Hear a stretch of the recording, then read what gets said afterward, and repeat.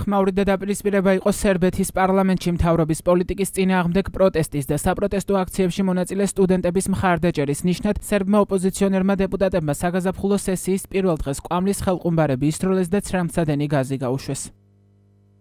პარლამენტის სპიკერმა ანა ბრნაბიჩმა განაცხადა, რომ პარლამენტში დაპირისპირების შედეგად 2 დეპუტატი დაშავდა, ერთ-ერთმა დეპუტატმა სერბეთის პროგრესული პარტიიდან იასმინა ობრადოვიჩმა კი ინსულტი მიიღო. პარლამენტის სპიკერის თქმით, საკანონმდებლო ორგანო მუშაობას და სერბეთის დაცვას გააგრძელებს.